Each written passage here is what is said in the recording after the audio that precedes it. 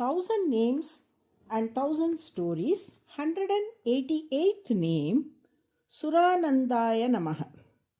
Sanaka, Sanananda, Sanat Kumara, and Sanat Sujata are the four Manasaputras, meaning mind-born sons of Lord Brahma. Although youthful and short in stature, these sages, collectively known as the Kumaras, possess profound wisdom. From birth, they were endowed with an intense dedication to renunciation and meditation, naturally disinclined towards worldly desires, and devoted to a life of asceticism and spiritual pursuit.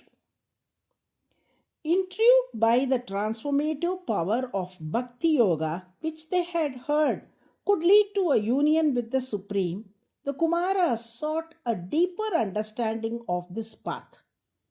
Approaching Brahma, they asked, "Father, what is the essence of Bhakti Yoga? How can one attain liberation through devotion?" Brahma replied, "What aspect of Bhakti Yoga would you like to understand?"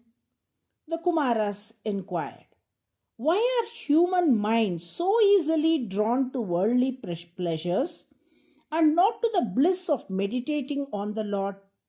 How can those who desire to meditate on Him break free from the bonds of worldly attachment?" Brahma admitted with humility, "Sons, your question is profound, but I do not have the answer." Surprised, the sages questioned, "Father, you were born from the inverted lotus emerging from the Lord's navel, and you are the creator of the world. How is it that you don't know the answer? Is it not the duty of the father to guide his children?" Brahma explained, "What can I do? I struggle to control my own mind. How can I guide you on how to master the mind?" The Kumaras then asked, "Who can clarify our doubts?" Brahma answered, "Though I am the creator, it is Narayana, the Supreme Lord, who is the true source of all knowledge, love, and sustenance. He alone is the Savior, the Provider, and the Eternal Father of all.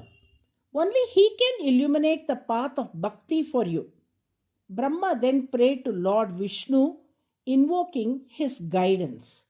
Lord Vishnu, moved by his devotion, appeared before them as Hamsa, the divine swan, known as Hamsavatar. Brahma presented Kumara's questions to Lord Vishnu. In his Hamsa form, Lord Vishnu spoke, "To control the mind, one must first understand the nature of the soul, Jivatma. The self is not the body, it is the eternal soul. When we mistakenly identify with the body, we become attached to everything connected to it. Moreover, the Jivatma is not independent, but is sustained by the Lord, the Paramatma. The soul cannot exist without the Lord. Its true nature is not to cling to external material things. By realizing this, the soul can gradually detach itself from the worldly attachments." In this way, Vishnu imparted deep spiritual wisdom on the nature of Atman, the individual soul, and its unity with Paramatman, the supreme soul. He taught that the soul is eternal, beyond birth and death, and that liberation, that is moksha, is achieved not merely through knowledge, but through realizing oneness with the divine. His teachings highlighted bhakti, that is devotion, jnana, that is knowledge, and vairagya, that is detachment, as paths to union with the Supreme. The Kumaras, deeply moved, expressed gratitude, acknowledging that they had perhaps forgotten these teachings from the previous births.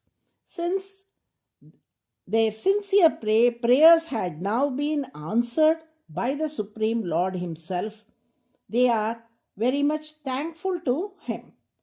Because Lord Vishnu as Hamsa delighted the Kumaras by revealing the essence of the Vedas, he is referred to as Surananda, the 188th name in the Vishnu Sahasranama.